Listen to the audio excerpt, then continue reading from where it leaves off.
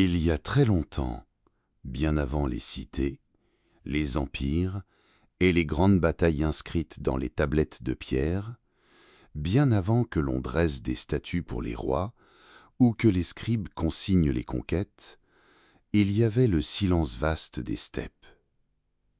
Un vent froid soufflait sur les hautes plaines d'Asie centrale.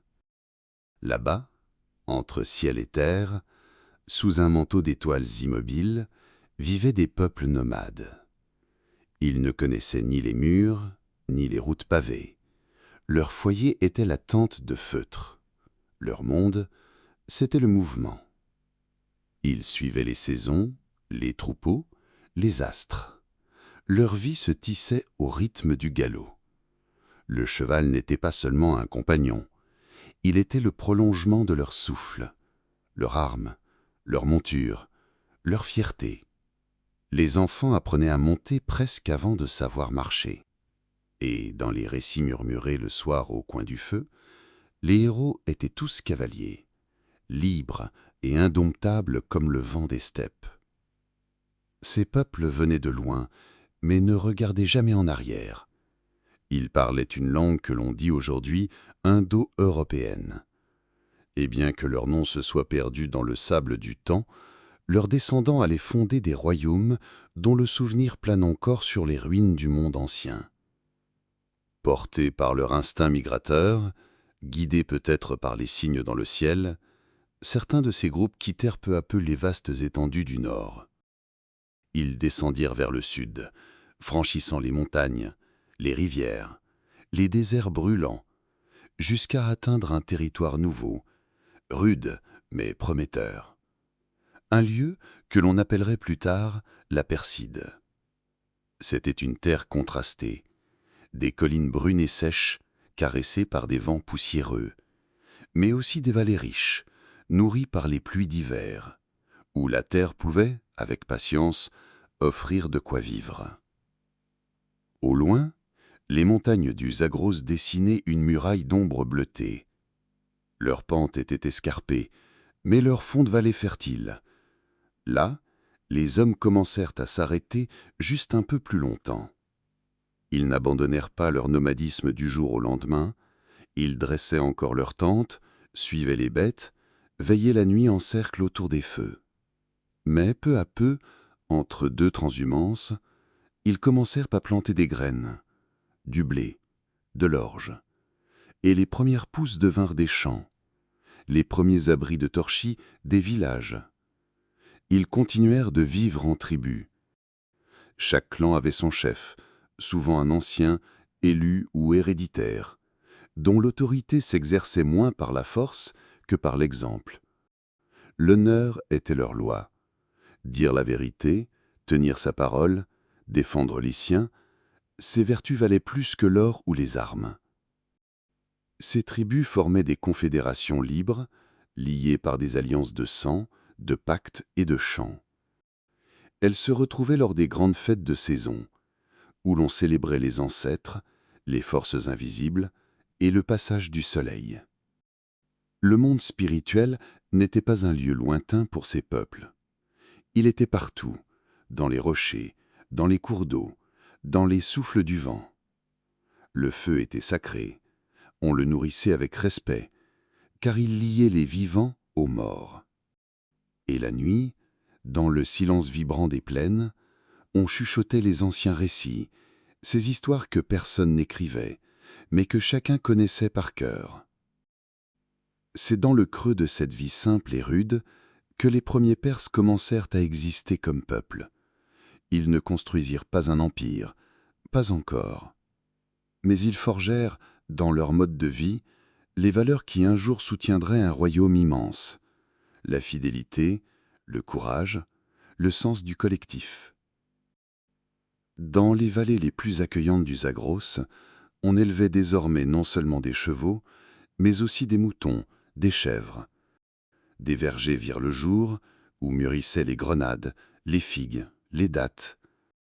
Les familles s'installaient, plantaient des racines, mais sans jamais vraiment oublier la route. Le souvenir du voyage restait en eux, comme une mémoire ancienne, gravée dans leurs chants, dans leurs gestes, dans leur façon de regarder l'horizon. Les nuits étaient longues dans ces vallées, et quand le ciel s'emplissait d'étoiles, les anciens racontaient encore les histoires d'avant, celles du monde sans nom, des guerriers des neiges, des chevaux célestes. Les enfants écoutaient, blottis contre leur mère. Les hommes veillaient, silencieux, les yeux dans les flammes.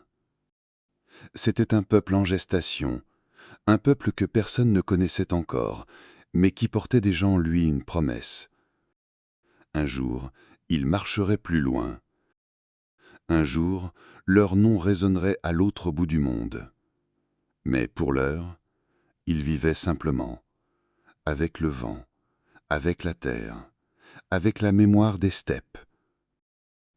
Et c'est là, dans ce berceau de pierre et de lumière, que naquit l'histoire, celle que tu t'apprêtes à suivre les yeux fermés.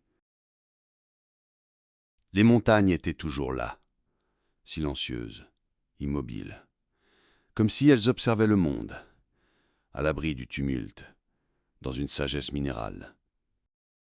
Mais sous leur ombre, les choses changeaient. Plus au nord, au-delà des hautes crêtes du Zagros, une autre puissance grandissait. Elle n'était plus nomade. Elle ne vivait pas dans des tentes de feutre, mais dans des maisons de pierre et d'adobe. Elle dressait déjà des murs autour de ses cités, des palais pour ses rois et des trônes pour ses ambitions.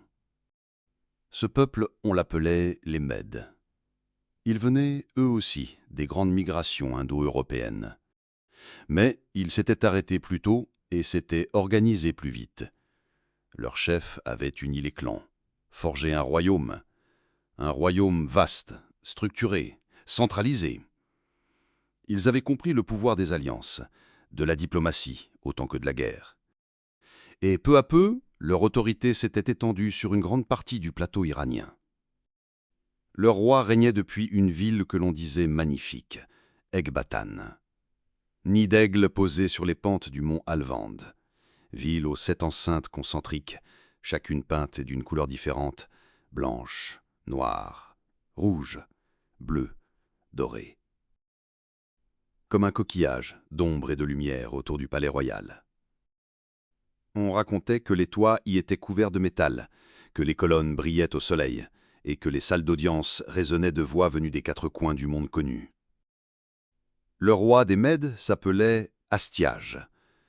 C'était un souverain puissant, avisé, entouré de nobles loyaux, de gardes vigilants, de devins prudents. Son autorité ne se discutait pas. Et ceux qui ployaient devant lui n'avaient pas forcément perdu, car Astiage gouvernait avec méthode. Il imposait la paix en échange de l'obéissance, et laissait souvent les peuples conquis conserver leurs traditions, leurs chefs, leur mode de vie. C'est ainsi que les Perses, au sud, entrèrent dans son orbite. Ils ne furent pas envahis dans le fracas des armes, mais liés par des serments, des traités anciens, des tribus à verser, et des enfants à envoyer en otage. Une manière de s'assurer de leur fidélité. Les chefs de clans perses, bien que libres dans leurs terres, devaient envoyer des hommes à la guerre, payés en bétail, en produits agricoles, en or parfois, et surtout garder vivante leur loyauté envers le roi Mède. Mais dans les profondeurs du cœur perse, cette suzeraineté ne fut jamais totalement acceptée. Elle était tolérée, oui, mais comme on tolère l'hiver, en silence, les dents serrées. Les Perses, fiers de leur passé nomade et de leur indépendance féroce, ressentaient cette domination comme une ombre froide posée sur leur terre chaude. Ils obéissaient, mais n'oubliaient pas. Et puis, dans ce climat d'apparente stabilité, naquit un enfant. Son nom était Cyrus, fils de Cambyse, chef de la tribu des Pasargades, et d'une femme noble dont on disait qu'elle venait de la lignée d'Astiage lui-même. Certains disaient qu'elle s'appelait Mandane, fille du roi Mède, mais ces récits sont flous, embrouillés, nabés de mystères. Peut-être furent-ils embellis plus tard pour servir à un récit impérial, ou peut-être contiennent-ils une part de vérité cachée. Quoi qu'il en soit, La naissance de cet enfant ne passa pas inaperçue. Des signes étranges furent rapportés, des rêves troublants, des astres alignés. Le roi Astiage lui-même, selon certains récits anciens, aurait fait un songe dans lequel un torrent jaillissait du ventre de sa fille et inondait toute l'Asie. Troublé, inquiet, il aurait tenté de faire disparaître l'enfant. Mais le sort, ou peut-être les dieux, en décidèrent autrement. L'enfant vécut, grandit, loin du palais d'Ecbatane, loin des intrigues, dans les plaines, dans les ombres du feu et du vent. Il était curieux, silencieux souvent, mais son regard était déjà celui de ceux qui regardent au-delà de l'horizon. Il écoutait les anciens raconter les histoires des héros d'autrefois. Il observait les chevaux, les cycles de la terre, les gestes des hommes libres. Il apprenait. Et pendant que le jeune Cyrus grandissait, l'Empire Mède semblait inébranlable. Ses frontières s'étendaient jusqu'à l'est de l'Anatolie. Ses armées gardaient les cols de montagne. Ses messagers chevauchaient de cité en cité. Tout semblait figé dans une stabilité imposante, mais ce calme n'était qu'en surface. Sous le silence, le murmure s'amplifie. Certains clans perses commençaient à s'agiter. Ils s'interrogeaient. Pourquoi rester soumis? Pourquoi continuer à verser des tributs, à envoyer leurs enfants loin de chez eux? Eux qui avaient leur propre force, leur propre foi, leur propre dignité. Le monde semblait attendre quelque chose, une fissure, un geste, un cri. Et dans ce silence tendu, Cyrus atteignait l'âge des décisions. Son esprit était formé, son cœur imprégné à la fois des traditions de son peuple et du souvenir lointain de sa double ascendance. Il ne disait encore rien, mais déjà quelque chose en lui frémissait. Quelque chose qui portait l'empreinte d'un destin plus grand, un feu ancien, tranquille, mais prêt à s'allumer. Le temps avait passé. Le jeune garçon observateur était devenu un homme. Un homme au regard calme, mais à la volonté brûlante. Il avait grandi parmi les siens, au milieu des chevaux, des pierres, du vent. Il connaissait les vallées, les chemins cachés, les gestes ancestraux. Il avait appris à parler peu, mais à écouter profondément. Et quand vint le jour, il fut reconnu chef des Passargades. Pas par héritage seul, mais par évidence. Son peuple l'accepta avec naturel, comme on accepte la lumière après la nuit. Il marchait devant eux sans hausser la voix, et dans le silence de ses décisions, il devinait la force d'un destin en marche. À cette époque, les Mèdes régnaient encore. Astiage était toujours assis sur son trône, à Ecbatane. Mais quelque chose avait changé. Les tribus perses n'étaient plus des vassals résignés. Leurs chefs se réunissaient plus souvent. Des messagers partaient au crépuscule, glissant comme des ombres entre les montagnes. Les anciens se taisaient, mais leur regard disait plus que 1000 discours. Et Cyrus préparait, pas dans la fureur, mais dans la patience. Il savait que la puissance ne vient pas de l'ambition seule, mais du moment juste. Et puis un jour, le silence se brisa. Les raisons exactes ont été perdues dans les plis du temps. Peut-être Astiage, inquiet du prestige grandissant de Cyrus, voulut lui retirer son pouvoir. Peut-être exigea-t-il de nouveaux tributs, de nouvelles preuves de soumission. Ou peut-être sentit-il, sans pouvoir l'expliquer, que l'heure du changement approchait. Mais au lieu de l'empêcher, il l'accéléra.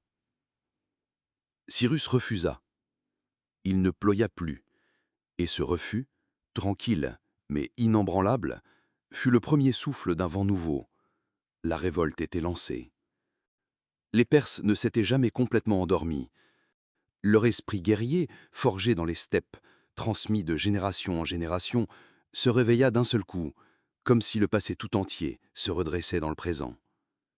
Cyrus savait que pour vaincre, il ne suffisait pas de vouloir. Il fallait surprendre, innover.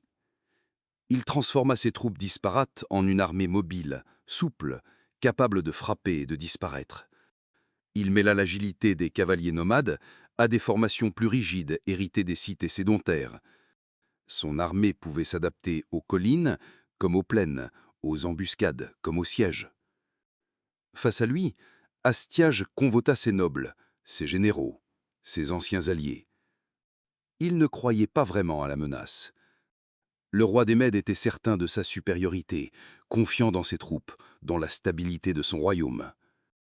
Mais parfois, les certitudes sont les premières à tomber, car quelque chose d'imprévisible se produisit. Des nobles Mèdes, influents, respectés, commencèrent à hésiter. Certains se souvenaient de Cyrus enfant, d'autres voyaient en lui non un rebelle, mais un futur roi plus juste, plus inspiré. Et peu à peu, sans bruit, des fidélités se déplaçaient. Des soldats rejoignirent l'armée perse, des garnisons désertèrent. Le pouvoir d'Astiage, bien que toujours imposant, commençait à se fissurer de l'intérieur. Puis vint la confrontation. Les armées se firent face dans les plaines, entre les collines, au bord des rivières, dans des lieux dont les noms se sont perdus, mais où résonnèrent un jour les sabots, les cris, les souffles. On raconte que Cyrus combattait au centre de ses troupes, pas à l'arrière, pas dans une tente, mais parmi les siens. Le sable volait autour de lui, la poussière effaçait les visages, mais sa présence guidait, rassurait, galvanisait. Le tumulte des batailles n'était pas un vacarme de haine, c'était une symphonie grave, rythmée par le destin. Les cavaliers tournaient, frappaient, se retiraient. Les archers tendaient leurs arcs avec précision.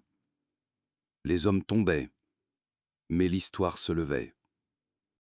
Puis un matin, la ville d'Ecbatane vit apparaître à l'horizon une armée qu'elle ne croyait jamais voir là. Les bannières perses flottaient au vent, les portes cédèrent. Non dans la rage, mais dans la stupeur. Astiage fut capturé. Et Cyrus, sans triompher dans l'orgueil, fit entrer son peuple dans une nouvelle ère. Il n'y eut pas de massacre, pas de vengeance aveugle. Cyrus avait conquis non pour détruire, mais pour fonder. Et ce jour-là, quelque chose de rare naquit sur cette terre. Un empire forgé non par la peur, mais par la vision. Le roi Mède fut traité avec honneur. Les nobles ne furent pas punis. Cyrus offrit la continuité plutôt que la rupture. Et en retour, il reçut l'adhésion d'un peuple qui, hier encore, le combattait. Les Mèdes ne furent pas effacés. Ils devinrent les piliers du nouvel édifice. Et Cyrus devint plus qu'un roi. Il devint roi des rois. Un titre murmuréa d'abord, puis porté haut dans les années à venir. L'Empire était né. Non dans le fracas brutal, mais dans une montée lente, silencieuse comme l'aube. Et dans les vallées de la Perside, les anciens racontèrent à nouveau les histoires. Mais cette fois, elles n'étaient plus seulement les récits d'autrefois. Elles étaient le début d'une mémoire nouvelle, celle d'un homme qui avait osé dire non, et dont le nom allait traverser les âges. Cyrus, l'éveil du lion. Le feu avait changé de forme. Il ne dansait plus seulement au cœur des campements perses, entouré de cavaliers de silence, il brillait maintenant dans les palais de pierre, dans les cités conquises, dans les regards de peuples aux langues multiples, aux dieux innombrables.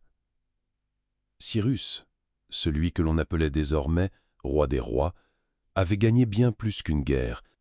Il avait ouvert une voie, celle d'un empire nouveau, où l'unité ne reposerait pas sur la peur, mais sur l'intelligence du lien. Autour de lui, les peuples affluaient. Les Mèdes, bien sûr, devenus ses plus proches alliés, mais aussi les Élamites, anciens maîtres d'un royaume oublié, les Assyriens, brisés mais toujours puissants dans leur savoir, les Perses, fiers et fidèles, et tant d'autres encore. Chacun apportant ses traditions, ses coutumes, sa langue, sa mémoire. Cyrus ne chercha pas à effacer leurs différences. Il ne redessina pas les peuples à son image. Il écouta, observa, apprit. Et lentement, patiemment, il construisit un empire où chaque brique venait d'un monde différent, mais s'agençait avec soin dans une même architecture. Il créa une administration qui, pour l'époque, semblait presque irréelle.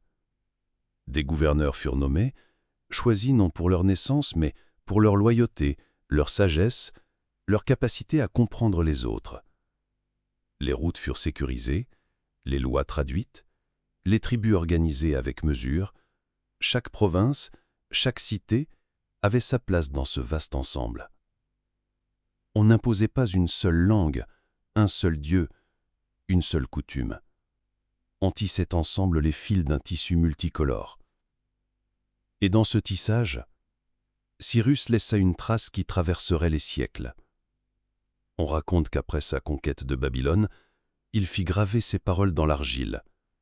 Un cylindre, simple et discret, où il proclamait le respect des croyances, la liberté des peuples de retourner dans leurs terres, la fin de l'oppression.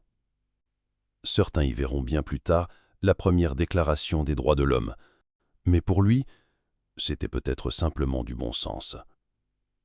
Il savait qu'un peuple heureux défend mieux son roi qu'un peuple brisé, et que l'unité véritable ne vient jamais de la domination, mais de la reconnaissance. À Babylone, il entra sans résistance. La cité, immense et orgueilleuse, lui ouvrit ses portes sans combat.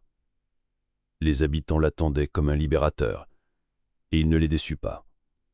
Il ordonna la restauration des temples, il libéra les prisonniers, il permit aux exilés, parmi eux des Juifs déportés par les Babyloniens, de retourner dans leurs terres et de reconstruire leurs sanctuaires.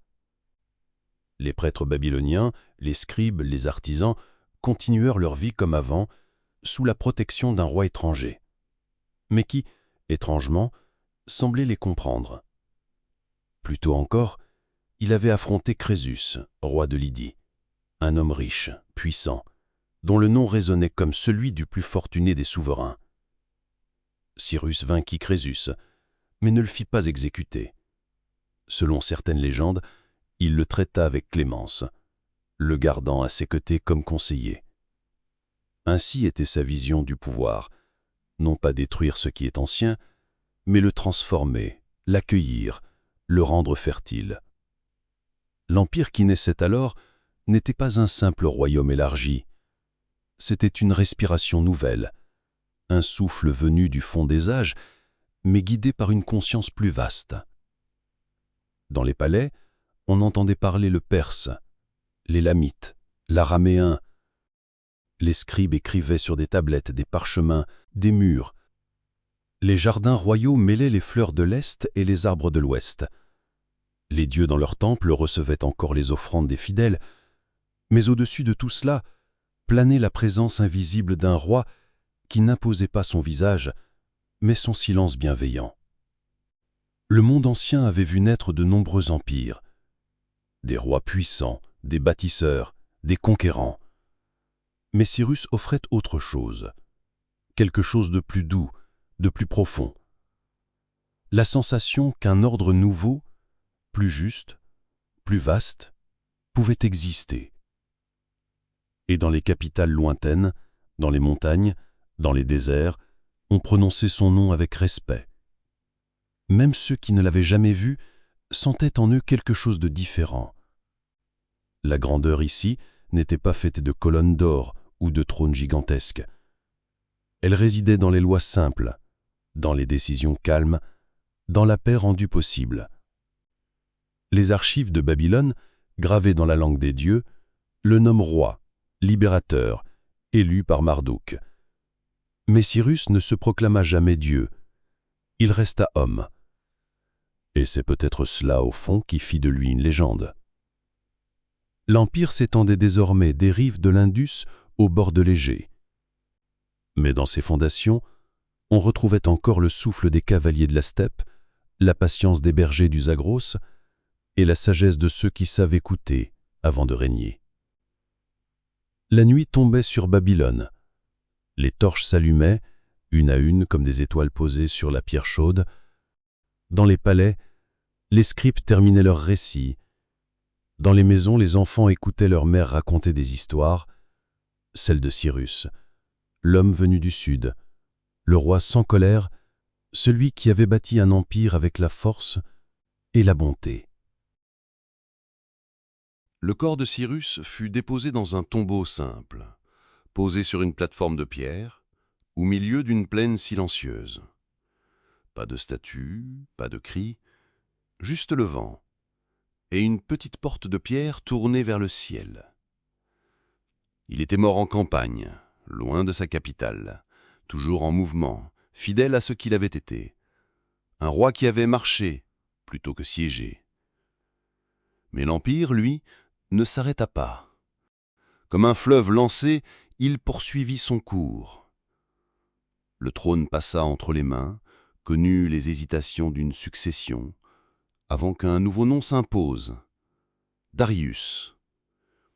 Il n'était pas fils direct de Cyrus, mais il sut incarner la continuité.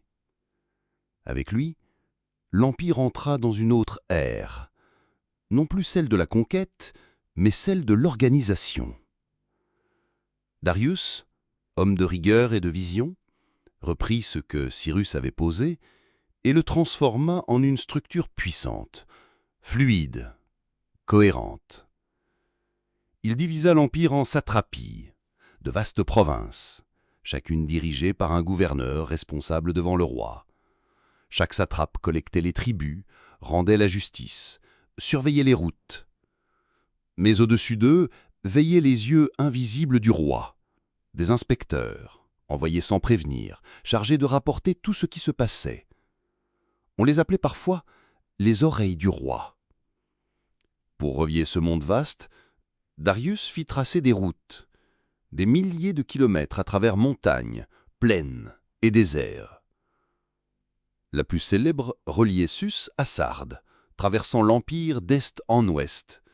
Des relais étaient disposés régulièrement, et les courriers pouvaient parcourir d'immenses distances en quelques jours. Jamais, disait-on, ni la pluie, ni la nuit, ni la chaleur ne les arrêtaient. Dans les palais, l'administration s'organisait avec une précision presque mathématique. Les scribes notaient les échanges, les poids, les décrets. Les langues se mêlaient, vieux perse, élamite, babylonien, araméen. Les comptes étaient clairs, les lois traduites. Mais Darius ne fut pas qu'un roi gestionnaire, il fut aussi bâtisseur. Sur les hauteurs, non loin des terres ancestrales, il fit ériger une cité qui n'était pas seulement un lieu, mais une vision. Persépolis. Des colonnes hautes comme des arbres, des escaliers sculptés de délégations venues des quatre coins de l'Empire, des lions figés dans la pierre, des taureaux ailés gardant les portes. Chaque détail semblait chanter la grandeur d'un monde organisé, harmonieux.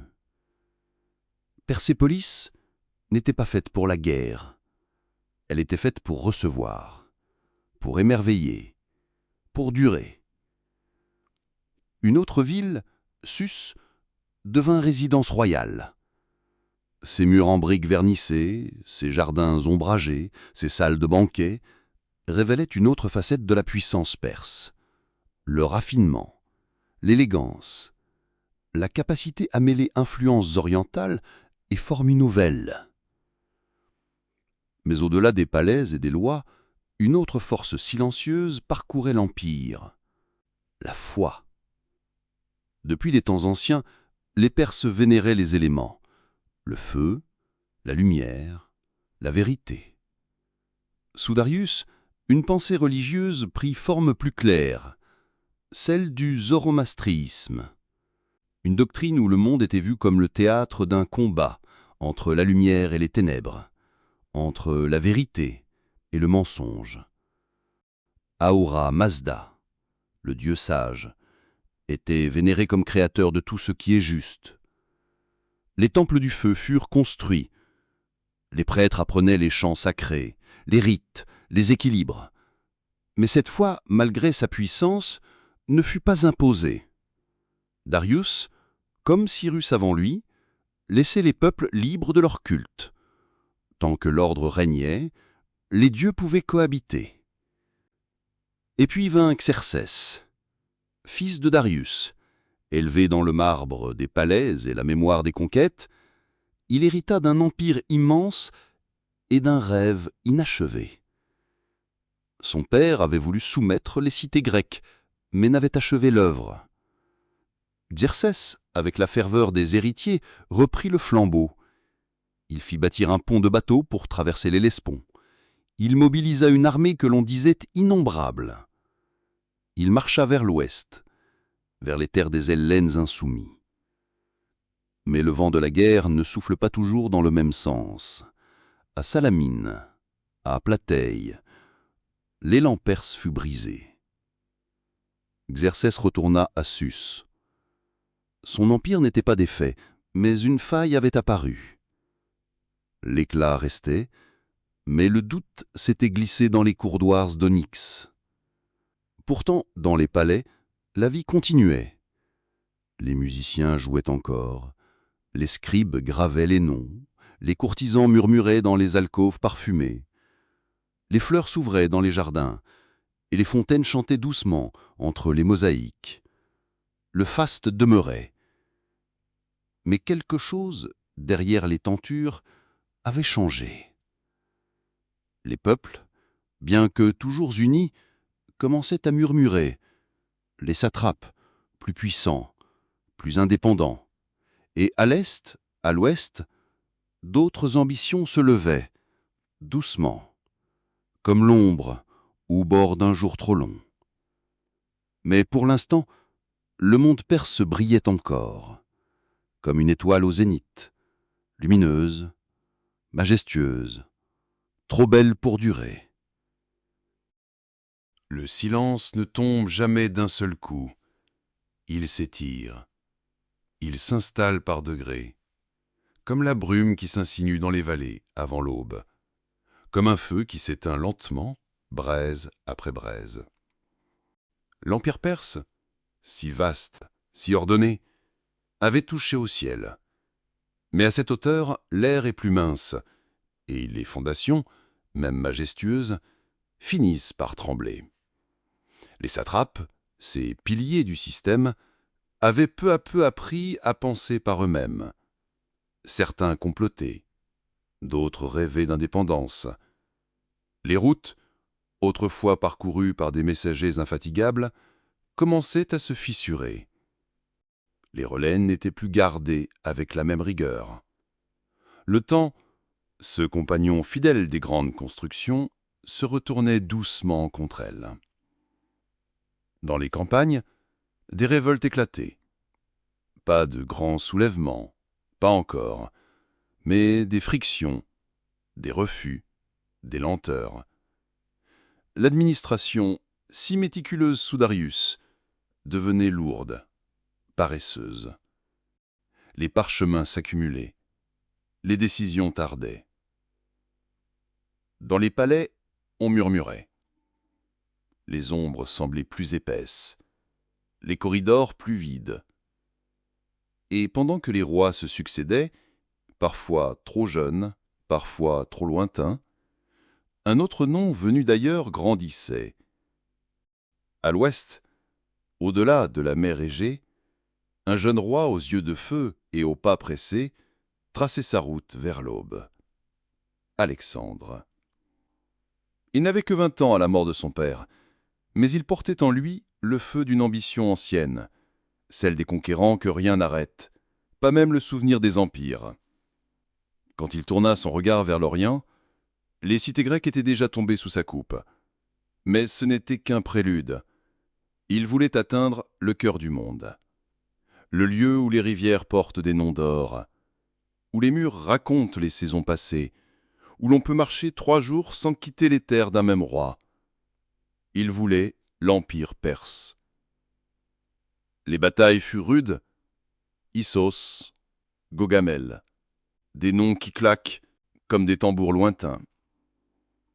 Les Perses, menés par Darius III, se défendirent avec courage. Mais l'unité s'était brisée.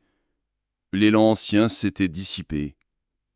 Et un jour, les sabots des chevaux macédoniens foulèrent les dalles de Persépolis.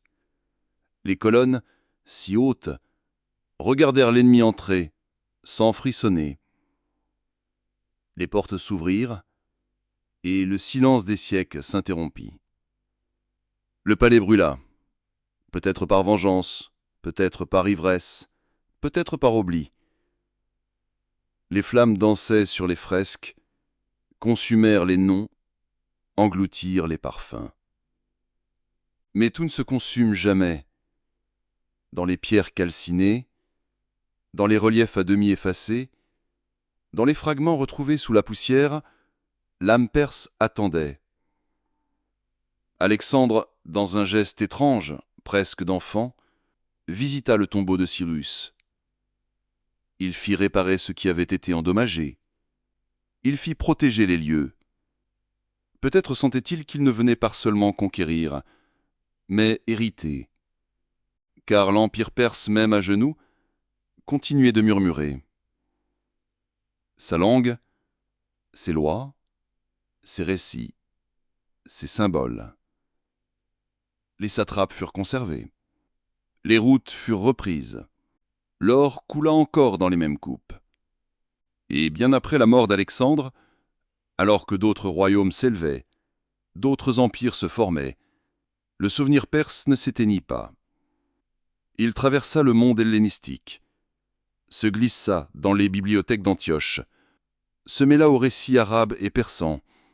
Il fut repris, réinventé, porté par les poètes, les mystiques, les astronomes. Zoroastre vécut dans les vers de Ferdowsi, et les vieux rois reparirent dans les contes des 1001 nuits. Et quand l'islam se répandit dans ces terres, il trouva là non pas un désert, mais une mémoire. Les jardins clos, les coupoles, les palais aux cours d'eau chantants, tout cela portait encore la trace des anciens rois. Aujourd'hui, les routes sont effacées, les palais sont en ruine, les noms, pour beaucoup, oubliés.